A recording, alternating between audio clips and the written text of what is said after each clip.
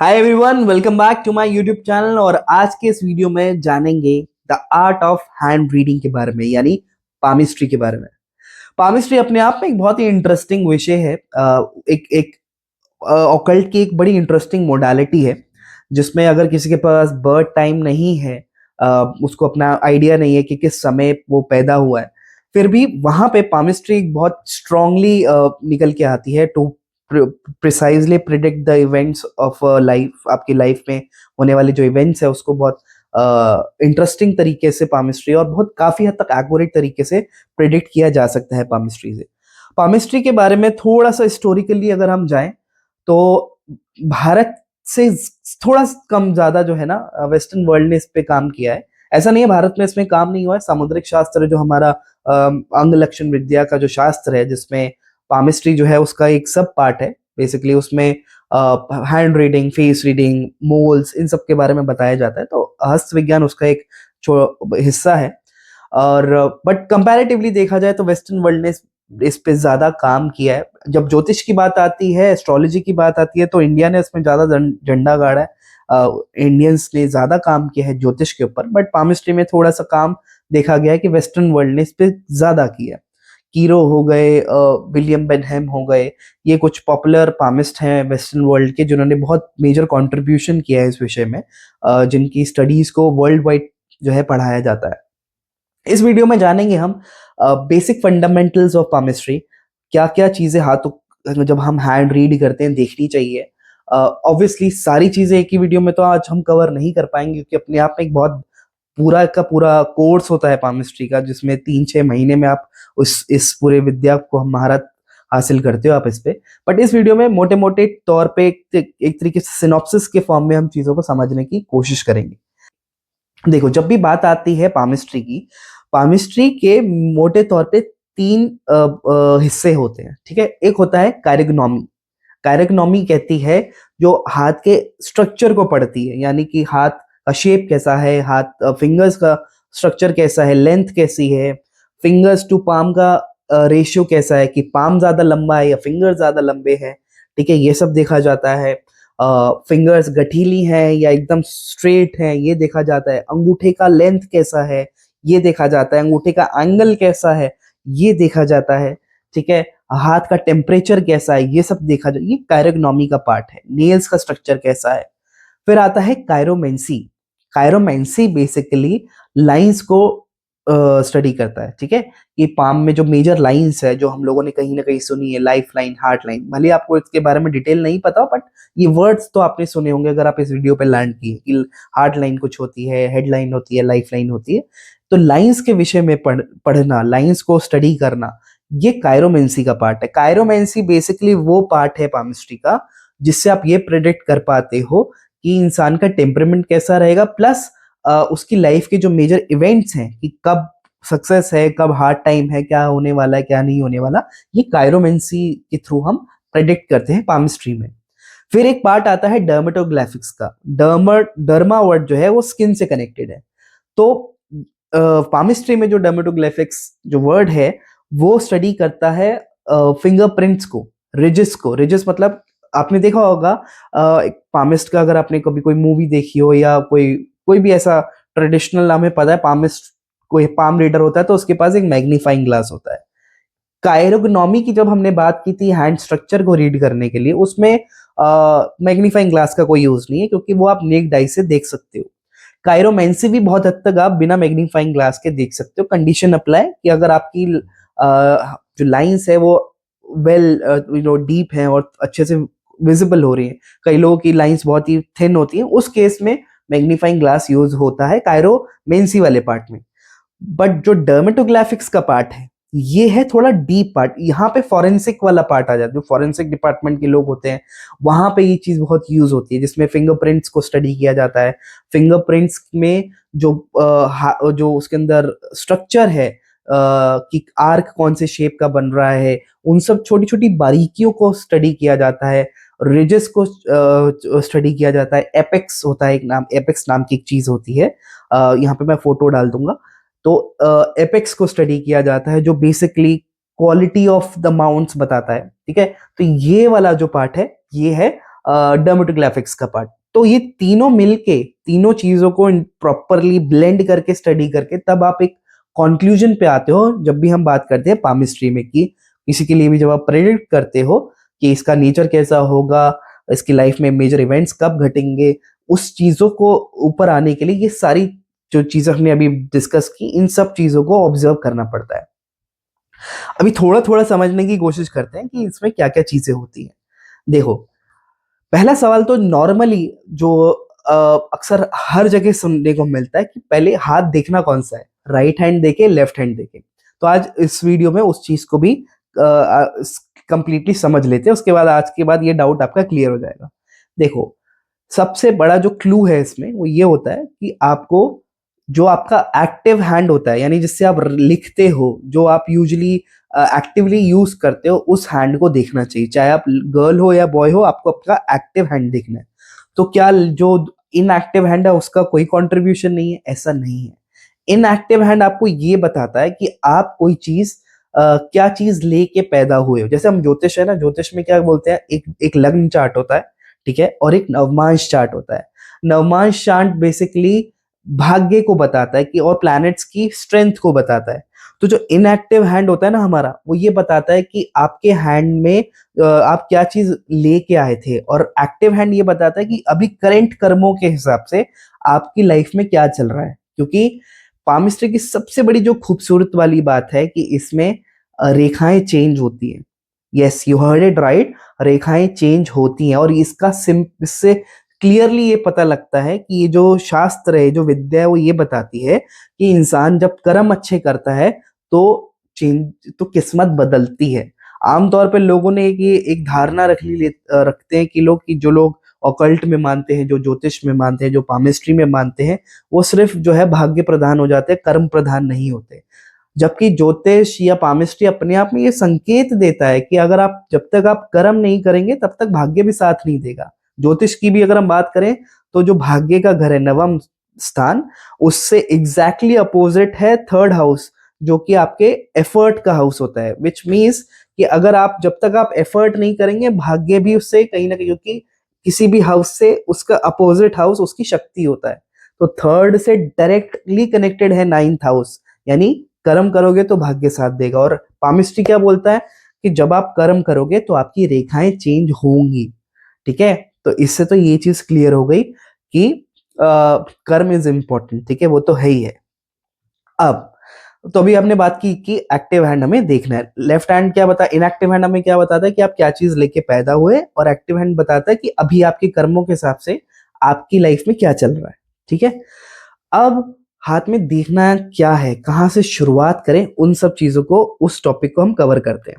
देखो, आमतौर पे जब भी आपकी नजर पड़ती है किसी के हाथ पे, तो आप उसके हाथ के शेप को देखते हो। आप कि हाथ मोटा है, पतला है। कईयों की आप देखते हो नेल फिंगर्स जो है बड़ी मोटी मोटी फिंगर्स होती हैं, गठीली फिंगर्स होती हैं ना, जैसे जैसे नॉट बोलते हैं, ऐसी गठीली फिंगर्स होती हैं। कई लोगों के हाथ छोटे होते हैं, कईयों के हाथ बड़े होते हैं। तो बेसिक क्या हो रहा है कि आप हाथ के स्ट्रक्चर को ऑब्जर्व कर रहे हो।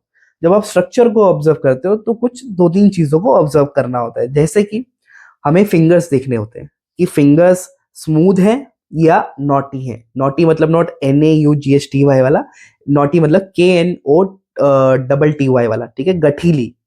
तो नॉटी फिंगर्स का मतलब क्या है कि जिसकी भी हाथ में फिंगर्स में ज्यादा नॉट देखने को मिलेंगी आपको, ऐसा इंसान ना सोचता बहुत है।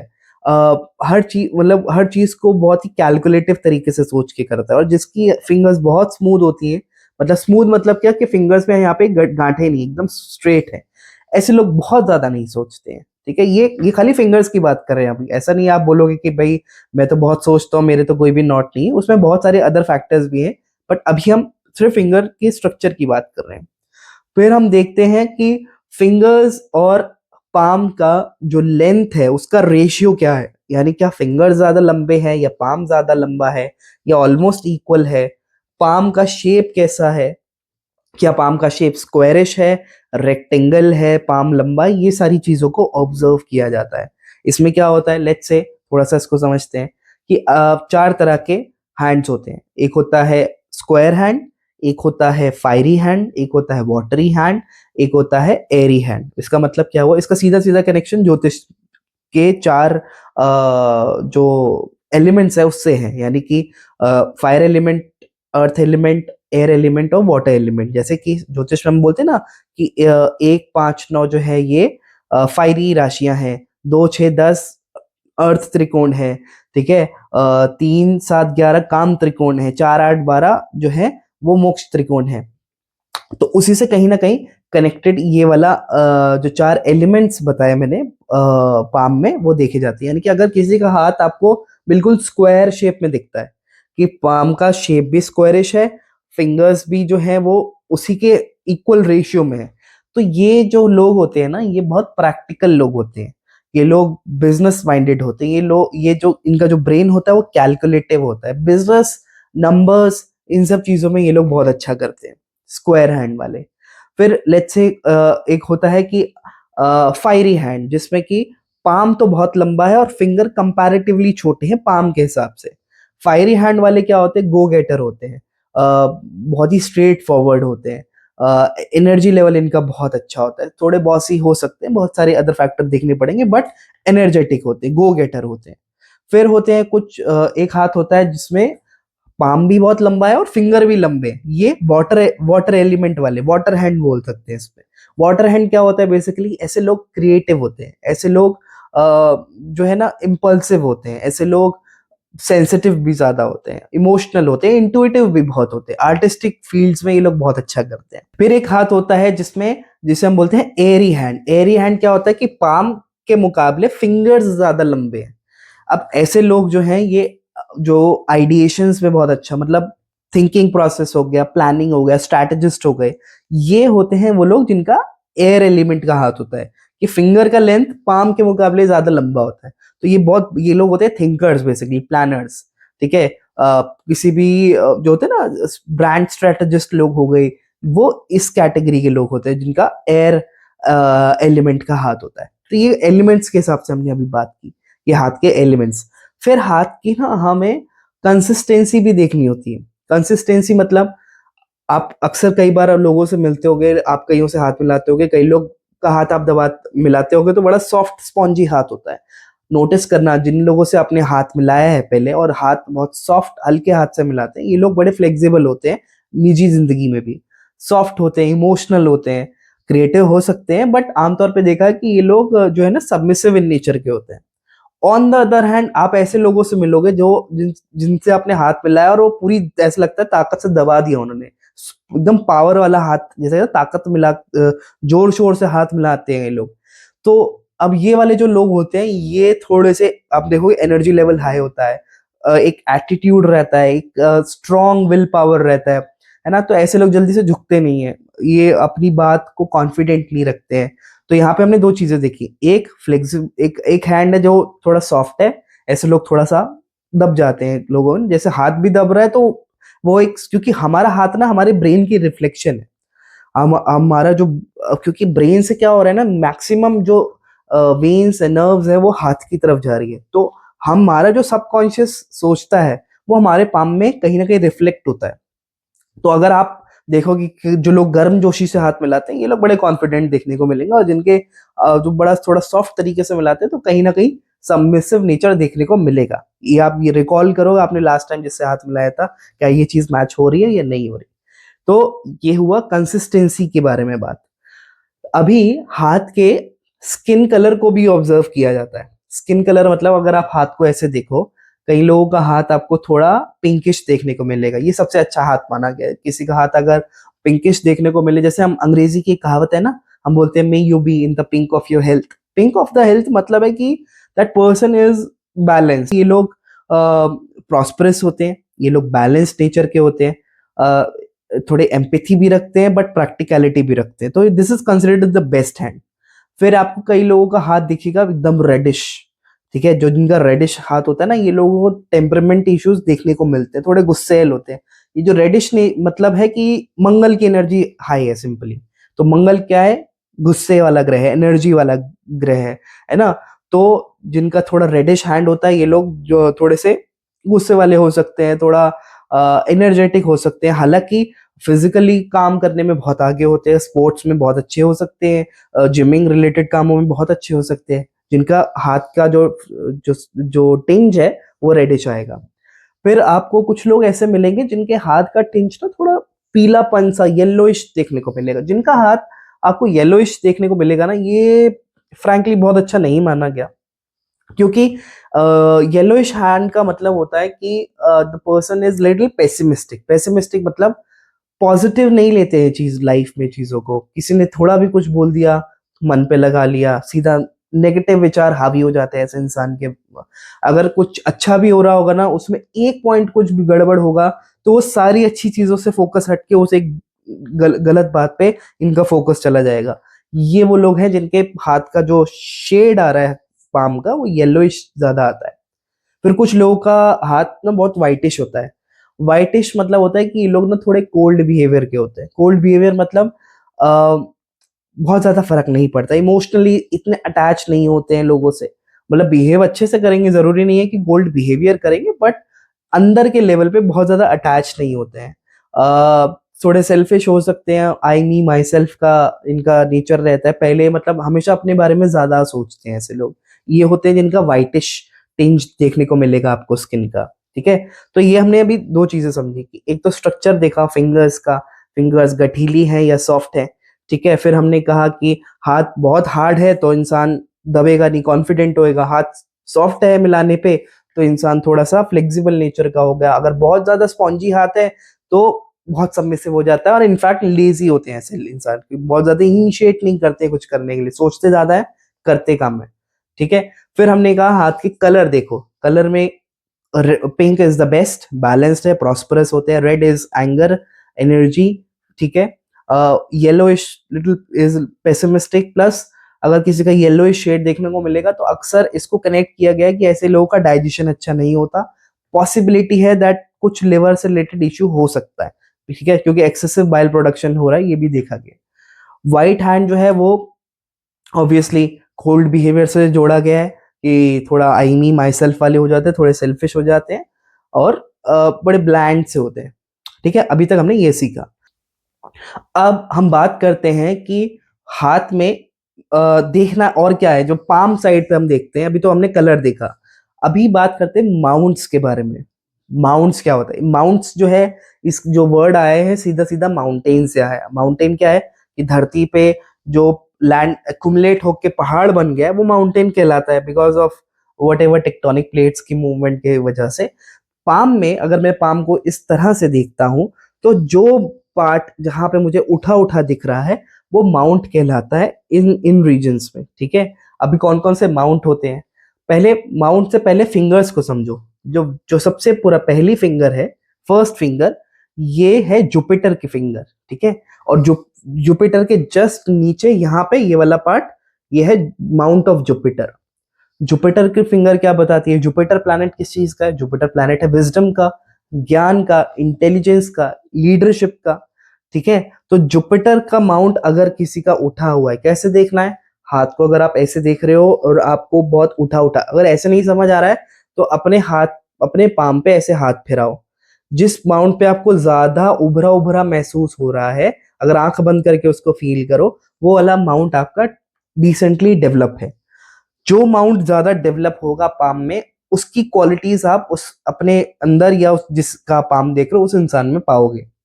तो फर्स्ट फिंगर है जुपिटर की। ठीक है, उसी के नीचे जुपिटर का माउंट है। तो इससे क्या होता है कि अगर जैसे अगर किसी को आपको ज्ञान देना है, किसी को गाइड करना है, जुपिटर गाइड है, तो कैसे बोलते हो कि आप ये कर लो, या रास्ता बता देते हो, बोलते हो ना कि उधर चले जाओ। इस फिंगर से आप गाइड करते हो या सिखाते हो या आप समझाते हो। जो समझाना मतलब जुपिटर का काम। ठीक है, तो इसलिए फर्स्ट फिंगर। तो ये वाला माउंट अगर किसी का उठा है, ऐसा इंसान इंटेलिजेंट होगा सबसे पहले, नॉलेज सीकर होगा, एम्बिशियस होगा, लीडरशिप क्वालिटी होगी उसके अंदर, दिल का अच्छा होगा। हो सकता है कि थोड़ा एरोगेंट हो। ठीक है, क्योंकि जो ज्यादा ज्ञान वाले होते हैं उनको पसंद नहीं आता उन्हें कि उन्हें बहुत कोई कुछ सिखाए, है ना। तो ये जुपिटर का नेगेटिव साइड है। अगर बहुत ज्यादा डेवलप है तो, थोड़ा डेवलप है then it's not a problem, but बहुत ही प्रोमिनेंट है, बहुत ज्यादा प्रोट्रूडेड है, उस केस में ये थोड़ा नेगेटिव सेंस में चला जाता है कि फिंगर का लेंथ भी बहुत लंबा है। बहुत लंबा मतलब कि आमतौर पे अगर फिंगर्स को आप देखोगे, हमारी मिडिल फिंगर सबसे लंबी होती है, ठीक है। जो जुपिटर की फिंगर है वो ये जो सैटर्न मिडल वाली फिंगर है उसकी फर्स्ट ये ऊपर की जो लाइन आती है, तीन दो लाइन है ना जो फिंगर को डिवाइड की है, उसके ऑलमोस्ट 1/3 हिस्से के ऊपर होती है लाइन के। तो ये बैलेंस्ड फिंगर है। लेकिन अगर ये ऑलमोस्ट इस फिंगर के बराबर हो जाए, ठीक है, कई लोगों के आपको दिखने को मिलेंगी बहुत लंबी जुपिटर की फिंगर होती है, ऐसे लोग किसी की सुन नहीं सकते हैं। थोड़ा सा ईगो का जो लेवल है वो बढ़ जाता है ऐसे लोगों में। तो ये जुपिटर का माउंट और ये जुपिटर की फिंगर बताते हैं कि बंदा इंटेलिजेंट है, ईगोइस्टिक है, एम्बिशियस है, विजडम होगी ऐसे बंदे के पास, ठीक है। फिर सेकंड जो फिंगर है ये है सैटर्न की फिंगर, और इसी के नीचे जो माउंट आ जाएगा ये सैटर्न का माउंट होता है। सैटर्न जो है अपने आप में हार्डवर्क को बताता है, डिसिप्लिन को बताता है, मेहनत करने की कैपेसिटी को बताता है, आलस को भी बताता है, प्रोक्रेस्टिनेशन को बताता है। सैटर्न स्लो प्लैनेट है ना, सबसे स्लोएस्ट प्लैनेट है पूरे प्लैनेटरी कैबिनेट में। तो सैटर्न का अगर माउंट जो है बहुत डेवलप है तो ये अच्छा नहीं माना गया honestly. It should be balance, बहुत दबा नहीं होना चाहिए, बहुत उठा नहीं होना चाहिए, बैलेंस होना चाहिए, हल्का फुल्का ठीक होना चाहिए, मतलब फ्लैट होना चाहिए। बहुत अंदर दबा हुआ है तो बोलेंगे सैटर्न खराब है, पामिस्ट्री के हिसाब से। खराब सैटर्न मतलब कि बहुत ज्यादा आलसी होगा, अपनी हेल्थ का ध्यान नहीं रखेगा, जॉइंट प्रॉब्लम हो सकती है, ये सारी चीज जॉइंट से रिलेटेड प्रॉब्लम हो सकती है ऐसे इंसान को, ठीक है। प्रोक्रेस्टिनेशन बहुत ज्यादा होगा, इंडल्ज हो सकता है, एडिक्शंस हो सकती हैं ऐसे लोगों को जिसका सैटर्न बहुत ज्यादा खराब हो और इसकी फिंगर की लेंथ भी थोड़ी सी छोटी हो। फिंगर सेटिंग देखी जाती है भाई, फिंगर सेटिंग मतलब ये वाला पार्ट देखो, मतलब फिंगर सेटिंग मतलब कि अगर ये फिंगर जो है थोड़ी नीचे से शुरू हो रही है तो हम बोलेंगे लो फिंगर सेटिंग है। अगर एकदम बैलेंस्ड है, सबके बराबर के आसपास हो रही है तो परफेक्ट है। ऊपर से शुरू हो रही है किसी की फिंगर, इस सेटिंग को ऊपर देखेंगे तो हम बोलेंगे हायर अपर फिंगर सेटिंग है। तो ये देखा जाता है। तो सैटर्न का माउंट अगर अच्छा डेवलप है तो ऐसा इंसान मतलब ठीक ठाक है, तो ट्रेडिशनल होगा, मेच्योरिटी होती है ऐसे इंसान में, उम्र से ज्यादा बड़े हो जाते हैं ऐसे लोग, गहराई होती है, इन डेप्थ चीजों को समझना, साइकोलॉजी में जाना, ऑकल्ट सब्जेक्ट्स के बारे में पढ़ना समझना, ये सारी चीजें जब सैटर्न की फिंगर या सैटर्न का माउंट अच्छा डेवलप हो तो देखी जाती है। थर्ड इज जो ये वाली रिंग फिंगर होती है जिसमें यूजुअली एंगेजमेंट रिंग पहनाई जाती है, इसे बोलते हैं हम रिंग फिंगर। और ये जो फिंगर और ये जो माउंट है ये है सन माउंट और ये है सन फिंगर। अब ये क्या बताता है? सूर्य जो है वो क्रिएटिविटी का प्लैनेट है, नेम एंड फेम का प्लैनेट है, एम्बिशन का प्लैनेट है। तो जिसका भी सन माउंट डेवलप है, ठीक है, अब वो इंडिविजुअली सिर्फ यहीं से प्रोट्रूडेड नहीं होगा। सन माउंट के केस में ना आपको एक वैली जैसा स्ट्रक्चर देखने को मिलेगा, यानी इसके आसपास के माउंट थोड़े उठे होंगे और उठा उठा वो एकदम नियर बाय एरिया उठा हुआ रहेगा, जरूरी नहीं है एकदम सेंटर वाला पार्ट उठा रहा है। तो कई लोगों को लगेगा कि मेरा सैटर्न सन माउंट इतना अच्छा नहीं है क्योंकि बीच में से नहीं उठा, ऐसा नहीं है। अगर आसपास का एरिया थोड़ा प्रोट्रूडेड है बिल्कुल और एक वैली जैसा शेप बन रहा है तो आपका सन माउंट अच्छा है। सन की फिंगर है ये वाली, इसकी लेंथ अच्छी है अगर लंबी है, जैसे अभी आमतौर पे मिडिल फिंगर से इसकी लेंथ छोटी होती है, ठीक है। अगर किसी की ऑलमोस्ट मिडिल फिंगर जितनी रिंग फिंगर है तो हम बोलेंगे ऐसा इंसान जो है बहुत बड़ा रिस्क टेकर होता है, बड़े दिल वाला होता है, एम्बिशियस होता है, क्रिएटिविटी अच्छी होती है इंसान में, नेम एंड फेम अचीव करता है, कुछ भी करे अपनी लाइफ लाइफ में उस फील्ड में एक अच्छा स्टेटस वो एक्सपीरियंस करता है। हालांकि name and fame negative sense में भी हो सकता है कि कई लोग जो है पॉजिटिव चीजों के लिए फेमस होते हैं, कई लोग कुछ स्कैम्स के लिए फेमस हो जाते हैं, तो वो उसके लिए बाकी सारी चीजें देखी जाती हैं। कौन सा पैटर्न बन रहा है हाथ में, क्या कौन कौन सी लाइंस क्या स्ट्रक्चर इंडिकेट करें, वो सारी चीजें देखी जाती है। लास्ट इज जो सबसे लिटिल फिंगर है, ये है मरकरी की फिंगर, ठीक है। और इसी के जस्ट नीचे ये वाला mount is the mount of mercury. अब ये क्या बताता है? देखो मरकरी जो है ना अपने आप में कम्युनिकेशन का प्लैनेट है, बिजनेस एक्यूमेन का प्लैनेट है। अब देखो ना ज्योतिष में मरकरी की राशियां कौन सी हैं? जेमिनाई और वर्गो। जेमिनाई राशि जो है वो क्या बताती है? कम्युनिकेशन को, राइटिंग स्किल्स को, ठीक है। और सिक्स जो वर्गो है वो क्या बताता है? बिजनेस एक्यूमेन को, फाइनेंशियल लिटरेसी को। तो अगर किसी का मरकरी का फिंगर लंबा है तो वो आप देखोगे उनके कम्युनिकेशन स्किल्स अच्छे होंगे, फाइनेंशियल एक्यूमेन अच्छा होगा, नंबर्स उनको अच्छे से समझ में आते होंगे। ये सारी चीजें देखी गई हैं जब भी मरकरी की फिंगर लेंथ अच्छी हो या मरकरी का माउंट डेवलप हो। अब आते हैं और बाकी माउंट्स पे। अब मार्स के लिए कोई फिंगर नहीं है। मार्स जो एक प्लैनेट है उसके लिए जो माउंट बताए गए वो दो माउंट हैं यहाँ के। एक है इस थंब के पास और जुपिटर के नीचे यहाँ पे ये हिस्से पे, इसको बोलते हैं लोअर माउंट ऑफ मार्स। ठीक है, ये मार्स की थोड़ा नेगेटिव ट्रेट से एसोसिएटेड। नेगेटिव ट्रेट क्या है मार्स का? गुस्सा करना, झगड़ा करना, थोड़ा सा भिड़ जाने वाला जो अक्कड़ मंगल है ना, वो लोअर मार्स को बताता है। तो अगर किसी का ये वाला पार्ट ज्यादा उठा है, ठीक है, वो ज्यादा गुस्से वाला देखा गया है, वो उसका टेम्पर इश्यू हो सकते हैं। हालांकि दबंग इंसान होता है तो ऐसे लोग मिलिट्री में, पुलिस में अच्छा करते हैं।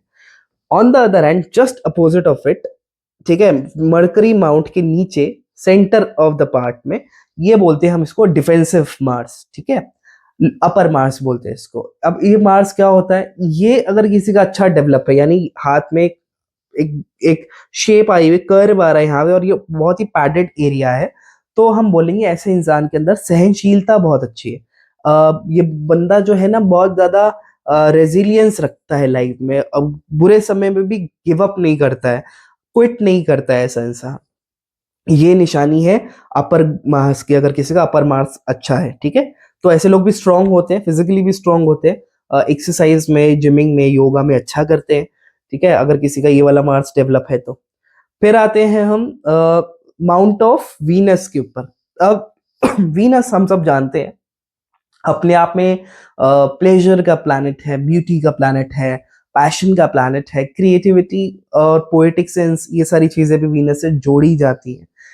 फैशन सेंस के बारे में अगर बात करें, ये कहीं ना कहीं सीधा सीधा वीनस का डोमेन होता है। तो किसी का ये वाला पार्ट जो है, बिल्कुल है ना, अगर हाथ को ऐसे देखो तो यहाँ पे एक बॉल जैसा बन जाए, पैडेड सा, ये अगर किसी का बहुत उभरा हुआ है तो ऐसा इंसान जो है क्रिएटिव होगा, फैशन सेंस होंगी। ठीक है, sexually he will be active, sexual attraction होगा ऐसे इंसान के अंदर। ठीक है, ये सारी वाइटलिटी देखी जाती है यहाँ पे कि इंसान की ओवरऑल हेल्थ कैसी रहेगी, इम्यूनिटी कैसी रहेगी, ये सारी चीजें भी देखी जाती हैं। ठीक है, तो ये माउंट ऑफ वीनस है यहाँ पे थंब की साइड में। और जो अपर मार्स था उसके जस्ट नीचे जो माउंट है वो है माउंट ऑफ मून। अब माउंट ऑफ मून बताता है कि मून जो है ना एक इमोशनल प्लैनेट है। जहां पे जब भी क्रिएटिविटी की बात आती है, जब तक इंसान किसी भी क्राफ्ट को, किसी भी आर्ट फॉर्म को फील नहीं करेगा, तो वहां पे उस चीज में वो ग्रो नहीं कर सकता। इसलिए मून जो कि फीलिंग का प्लैनेट है, इमोशंस का प्लैनेट है, उसमें सीधा सीधा क्रिएटिविटी से कनेक्शन देखा गया है। ठीक है, वीनस भी क्रिएटिविटी का प्लैनेट है और मून भी है। प्लस मून जो है ना वो इमेजिनेशन के लिए बहुत जोड़ा गया है कि अगर आप कुछ चीज इमेजिन कर रहे हो, आपके इमेजिनेशन स्किल्स कैसे हैं। क्योंकि कोई भी राइटिंग है, कोई भी पोएट्री है, वो पहले आप विजुलाइज करते हो, उसको इमेजिन करते हैं, then you write it down, कुछ सिचुएशन विजुलाइज करते हो। तो जब किसी का माउंट ऑफ मून अच्छा डेवलप होगा, ऐसा इंसान की इमेजिनेशन स्किल्स अच्छे होंगे, क्रिएटिविटी स्किल्स अच्छे होंगे, मन जो है उसका अच्छा रहेगा। अगर ये बिल्कुल दबा हुआ है, बहुत ज्यादा उठा हुआ नहीं है, तो ऐसा लोग जो है वो थोड़ा सा नंबर साइड में ज्यादा हो सकते हैं, प्रैक्टिकल साइड ज्यादा हो सकती है, इमोशनल साइड उनकी थोड़ी कम होती है, ऐसा देखा गया। ठीक है, तो अभी माउंट हमने समझे कि mount of Jupiter, mount of Saturn, mount of sun, mount of Mercury. अब माउंट ऑफ मार्स जिसमें ये लोअर मार्स था और अपर मार्स था, then mount of Venus and mount of moon. तो ये माउंट्स बताए। ठीक है, तो माउंट्स में हमने पता लगा कि क्या क्या माउंट से बेसिकली क्या है कि आप किसी के ये बता सकते हो कि इसका बिहेवियर कैसा रहेगा। अगर किसी का पर्टिकुलर माउंट ज्यादा डेवलप क्लियरली दिख रहा है, जो आप देख सकते हो आसानी से, तो आप बोल सकते हो कि इस इंसान के अंदर ये वाले प्लैनेट्स के गुण होंगे। Very simple. तो ये था माउंट्स। अब आते हैं हम लाइंस के ऊपर। ठीक है, अब लाइंस की जब हम बात करते हैं, पाम की जो लाइंस होती है, सारी चीजें तो हम कवर नहीं कर पाएंगे, बट मेजर मेजर चीजों को समझते हैं। देखिए, लाइंस जो होती है ना, जो सबसे ऊपर की लाइन है, ये जो लाइन है सबसे ऊपर, ये है हमारी हार्ट लाइन। ठीक है, हार्ट लाइन क्या बताती है? हमारे इमोशनल कोशेंट को बताती है कि इंसान इमोशनली कैसा होगा, इसकी लाइफ में रिलेशनशिप्स कैसे रहेंगे। एंड क्योंकि इसका नाम हार्ट लाइन है तो सीधा सीधा ये आपकी हार्ट हेल्थ की तरफ भी इंडिकेशन देता है। तो लाइन कैसे पता लगती है? देखो, लाइन की ना दो तीन चीजें देखी जाती है। क्या लाइन डीप है, प्रॉपरली अच्छे से गहरी लाइंस जो अच्छी मानी गई हैं। अगर लाइन कटी फटी है, चेन्ड स्ट्रक्चर है, ये लाइंस बहुत अच्छी नहीं मानी गई हैं। लाइंस अगर शैलो है, मतलब गहराई नहीं है, अगर दिख रही है क्लियरली बट उसके अंदर डेप्थ नहीं है, तो शैलो लाइंस भी बहुत अच्छी नहीं मानी गई है। बेस्ट लाइंस होती हैं कि एकदम डीप हो, अ, अ, अगर थिन भी है तो चलेगा लेकिन डीप होनी चाहिए, क्लियर होनी चाहिए लाइन। धुंधली कटी फटी लाइंस को अच्छा नहीं माना गया, चेन लाइन को अच्छा नहीं माना गया। ठीक है, तो हार्ट लाइन ये हो गई। हार्ट लाइन इमोशनल कोशेंट को बताती है, जैसे मैंने आपको बताया। फिर आती है हमारी ये हेडलाइन, ठीक है, ब्रेन लाइन जिसको बोलते हैं। नाम जैसे बता रहा है, हेडलाइन, ब्रेन लाइन, ये आपके मेंटल एप्टीट्यूड को बताती है। आपकी थिंकिंग कैसी रहेगी, आपके डिसीजन मेकिंग कैसे रहेंगे, आपका इंटेलिजेंस कैसा रहेगा, ये आपकी हेडलाइन बताती है। ठीक है, फिर ये वाली जो लाइन है एकदम जुड़ी हुई रहती है ऑलमोस्ट, ये कईयों का गैप भी रहेगा, जरूरी नहीं है सबकी जुड़ी हो। ये जो माउंट ऑफ वीनस के साथ साथ चल रही है, ये होती है हमारी लाइफ लाइन। लाइफ लाइन का मतलब ये नहीं है कि अगर किसी की लाइफ लाइन छोटी है तो इसकी लाइफ कम है। बहुत लोग ऐसा कर लेते, प्लीज ऐसा मत सोचना। और बहुत सारे फैक्टर्स देखे जाते हैं आयु निर्धारण के लिए। लाइफ लाइन का सीधा सीधा मतलब है कि आपकी हेल्थ कैसी रहेगी, आपकी वाइटलिटी कैसी रहेगी। अगर किसी की लाइफ लाइन बहुत क्लियर है, अनकट है, एकदम ब्यूटीफुल लग रहा है, बहुत सुंदर सी स्ट्रेट लाइन दिख रही है, स्ट्रेट मतलब नॉट द स्ट्रेट, मतलब कि क्लियर लाइन दिख रही है, तो हम बोलेंगे इसका हेल्थ अच्छा रहेगा। अगर किसी की लाइफ लाइन जो है बहुत ही धुंधली सी है, शैलो है, कटी फटी है, तो हेल्थ चैलेंजेस देखने को मिलेंगे, स्पेशली जिस एरिया में मतलब जो पूरी लेंथ है लाइन की, उस लेंथ में हो सकता है कोई पर्टिकुलर रीजन के पास तो वो कटी फटी है, फिर वो सीधी हो जाए। जहां पे वो कटी फटी या थोड़ी सी चेन स्ट्रक्चर बन रही है, उस एज ब्रैकेट में हेल्थ चैलेंजेस वो इंसान दिखेगा। जहां पे वो स्मूथ हो जा रही है, यहाँ से हेल्थ इंप्रूव हो जा रही है। ये हम लाइफ लाइन में देखते हैं। अभी लाइन के शेप, जो डायरेक्शन है वो समझते हैं। कई बार क्या होता है, लाइन जो है वो कर्व्ड होती है, कई बार लाइन एकदम स्ट्रेट होती है। अगर हार्ट लाइन बिल्कुल सपोज करो स्ट्रेट हो जाए, ठीक है, तो ऐसा इंसान जो है वो अभी, अब बात करते हैं लाइंस के बारे में। ठीक है, तो मेजर जो लाइंस है ना, मेजर लाइन, उसमें बताया गया हार्ट लाइन, हेडलाइन और लाइफ लाइन। ठीक है, तो हार्ट लाइन क्या है? जैसा कि नाम बता रहा है, हार्ट लाइन ये हमारे इमोशनल कोशेंट को बताता है।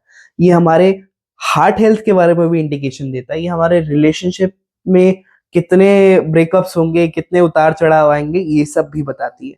ठीक है, इंसान दिल से कैसा होगा, प्रैक्टिकल होगा या बहुत ज्यादा इमोशनल होगा, ये हार्ट लाइन बताती है। फिर हेडलाइन क्या होती है? हेडलाइन बताती है हमारे मेंटल एप्टीट्यूड को, हमारे इमोशनल, सॉरी, कि हम कितने इंटेलिजेंट हैं, हमारे लॉजिकल थिंकिंग है कि बहुत इमोशनल थिंकिंग है। ये सारी चीजें जो है ब्रेन लाइन या हेडलाइन बताती है। लाइफ लाइन क्या है? लाइफ लाइन बताती है कि वाइटैलिटी कैसी रहेगी इंसान की। लाइफ लाइन छोटी है तो ये मत समझना किसी की लाइफ कम है, ऐसा नहीं है, बहुत सारी अदर चीजें देखी जाती है। लाइफ लाइन का सीधा सीधा मतलब है कि आपकी हेल्थ कैसी रहेगी। लाइंस के बारे में जब भी हम बात करते हैं ना, तो लाइंस में जो सबसे इंपॉर्टेंट चीज आपको देखनी है कि लाइंस की क्वालिटी कैसी है। लाइंस जो है, क्या वो चेन्ड है, कटी फटी है, लाइंस स्ट्रेट, स्मूथ, डीप है। डीप लाइंस जो है, स्मूथ लाइंस जो है, वो सबसे अच्छी मानी गई है कि वो जो लाइन है, यानी कि उस क्षेत्र में, उस फील्ड में आपको कोई प्रॉब्लम नहीं आएगा। लाइंस के अंदर कुछ कुछ साइंस बनते हैं कि आइलैंड का साइन बन रहा है, सर्कल्स बन रहे हैं, डॉट है, ये अच्छे साइंस नहीं माने गए। लाइंस पे अगर ट्राइंगल बन जाए, स्क्वायर बने, ये अच्छे साइन माने गए हैं। ठीक है, लाइंस जो है, अगर आपकी लाइंस पे से अपवर्ड वर्टिकल लाइंस जो जा रही हैं उसके ऊपर से या उसके पास से, वो अच्छी लाइन मानी गई। हॉरिजॉन्टल, वर्टिकल जो काटने वाली लाइंस है, उस लाइन पे वो अच्छी नहीं मानी गई, वो ऑब्स्टिकल्स को इंडिकेट करती हैं। अब हाँ, जो लाइंस क्या बताती हैं पहले ये समझते हैं। हार्ट लाइन जो है हमारे इमोशनल फैक्टर को बताती है। इमोशनल फैक्टर मतलब कि आप दिल से कैसे रहोगे, आपका इमोशनल बिहेवियर कैसे रहेगा, कि आप ओवर इमोशनल रहोगे या बैलेंस रहोगे।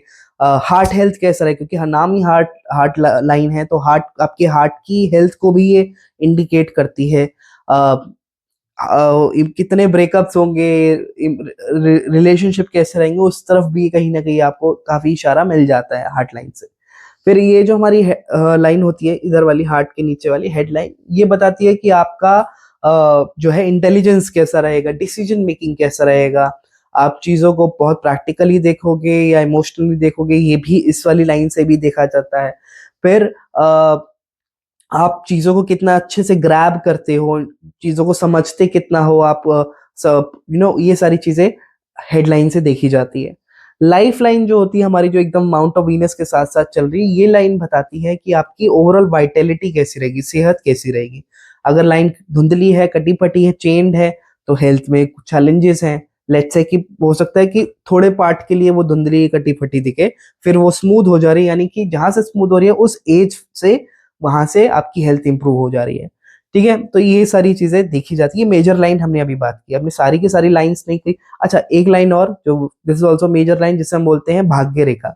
भाग्य रेखा ना सैटर्न की जो फिंगर है उसी के जो सीध में लाइन आ रही है, ठीक है, वो भाग्य रेखा होती है।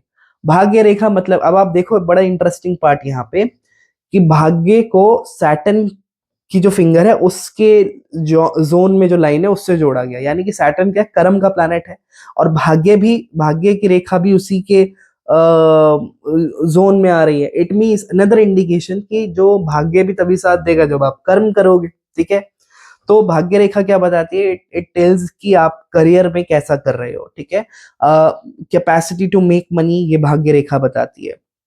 ठीक है, भाग्य रेखा अगर अनकट है, एकदम बढ़िया क्लीन है, तो ऑब्वियसली आप सक्सेस अचीव करोगे। भाग्य रेखा में कट्स आ रहे हैं, तो जिस एज ए पे, जिस ईयर में वो कट आ रहा है, ऑब्वियसली अभी हम टाइमिंग ऑफ इवेंट्स में डिटेल में नहीं जाएंगे इस वीडियो में, may be in a later next video. तो जिस एज पे वो आ रहा है, जिस ईयर पे कट आ रहा है, वो ईयर में चैलेंजेस हो सकती है, चेंज इन करियर हो सकता है, ये सब भाग्य रेखा से बताया जाता है। ठीक है, तो ये सारी चीजें थी। अभी हमने देखा कि बाउंस के बारे में थोड़ा सा जाना, थोड़ा कलर के बारे में जाना, जॉइंट्स के बारे में जाना, जॉइंट्स मतलब कि द नॉट्स, इन सब चीजों को भी हमने डिस्कस किया। तो ये कुछ चीजें हैं जो मोटे मोटे तौर पे ऑब्जर्व करी जाती है जब भी हम हैंड को रीड करते हैं। अभी ये हमने बहुत ही ऊपर ऊपर से बात की है, अभी माइनर लाइंस का जिक्र नहीं किया, अभी हाथ पे बनने वाले चिन्ह, शेप्स जो भी बनती है, उनको अभी हम कवर नहीं कर रहे हैं। ठीक है, वीडियो बहुत ज्यादा लंबी हो जाएगी। और भी बहुत सारी चीजें देखी जाती है। हेयर्स को देखा जाता है कि अगर लेट्स से फिंगर्स के ऊपर हेयर्स बहुत ज्यादा है, ऐसे लोग भी आप देखोगे नेचुरली स्ट्रांग होते हैं, मेल एनर्जी, टेस्टोस्टेरोन लेवल अच्छा रहता है ऐसे लोगों का। ठीक है, ये सब देखा जाता है। फिर ब्रेसलेट्स को स्टडी किया जाता है। फिर ये जो फिलेंजेस हैं इनको देखा जाता है। ये हाथ को ना, अच्छा एक और बात, हाथ को 3 पार्ट में डिवाइड किया गया है। जो ये फर्स्ट पार्ट है, ये होता है मेंटल प्लेन। ये बीच का जो पार्ट होता है, ये होता है प्रैक्टिकल प्लेन। और जो नीचे वाला पार्ट होता है, इसको बोलते हैं वह फिजिकल प्लेन। ठीक है, और सेम चीज फिंगर्स में भी डिवाइड किया, जैसे हमारी फिंगर 3 पार्ट में डिवाइड है। जो सबसे टॉप वाला पार्ट है इसे बोलते हैं मेंटल प्लेन, बीच वाला प्रैक्टिकल, और नीचे वाला फिजिकल। इसका मतलब क्या हुआ कि अगर लेट्स से आपकी फिंगर टिप्स के ऊपर वाले हिस्से ज्यादा डेवलप हैं, तो आप मेंटल या यानी जो जहाँ पे दिमाग लग रहा है, जहाँ पे पढ़ाई ज्यादा करनी है, उन सारे क्षेत्रों में ज्यादा अच्छा करोगे। जैसे लॉयर हो गए, डॉक्टर्स हो गए, साइंटिस्ट लोग हो गए, उनका आप देखोगे फिंगर टिप्स का ये वाला पार्ट ज्यादा इनकी लेंथ के मुकाबले ज्यादा बड़ा होता है। जिनका बीच वाला पार्ट ज्यादा बड़ा होगा, इनके वो जो है बिजनेस फील्ड में बहुत ज्यादा अच्छे करेंगे। ठीक है, जिनका नीचे वाला पार्ट ज्यादा डेवलप होगा, वो थोड़ा सा जो है ना सेल्फ सेंटर्ड हो सकते हैं, और कंफर्टेबल लाइफ की तरफ ज्यादा उनका एटीट्यूड रहता है कि हाँ काम चलना चाहिए। बहुत ज्यादा विजनरी नहीं होते ऐसे लोग आमतौर पे, बट कंफर्ट में थोड़ा सा रहना ज्यादा पसंद करते हैं। ठीक है, तो ये कुछ चीजें थी। बाकी और डिटेल में जाएंगे और गहराई में जाएंगे आने वाले वीडियो में। आप बताना कमेंट करके कि आपको ये वीडियो कैसा लगा, because feedback help me to improve obviously. और किस किस चीज के बारे में आप और जानना चाहते हो वो भी कमेंट करके बताओ। So this was the video about the art of hand reading. मिलते हैं अगले वीडियो में नए टॉपिक के साथ। टिल देन, हर हर महादेव।